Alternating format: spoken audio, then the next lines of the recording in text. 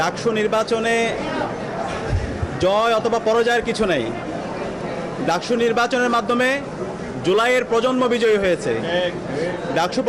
ডাকসু নির্বাচনের মাধ্যমে ঢাকা বিশ্ববিদ্যালয়ের শিক্ষার্থীরা বিজয়ী হয়েছে এবং ডাকসু নির্বাচনের মাধ্যমে জুলাইয়ের আকাঙ্ক্ষা বিজয়ী হয়েছে, শহীদদের আকাঙ্ক্ষা বিজয়ী হয়েছে।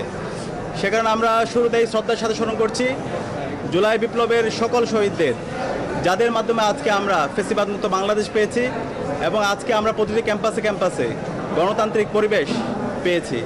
একই সাথে আমরা স্মরণ করছি বাংলাদেশের আজাদী আন্দোলনের সকল শহীদদের, বিশেষ করে মহান মুক্তিযুদ্ধের সকল শহীদদের, 90-এর স্বৈরাচার বিরোধী আন্দোলনের সকল শহীদদের, আধিপত্যবাদের বিরুদ্ধে, আগ্রাসনের বিরুদ্ধে লড়াই আমাদের অগ্রনেতা শহীদ আবরার ফাহাদ সহ ক্যাম্পাসের ছাত্রলীগের নির্যাতন নিষ্পেষণে যতজন শহীদ হয়েছে সকল শহীদদের।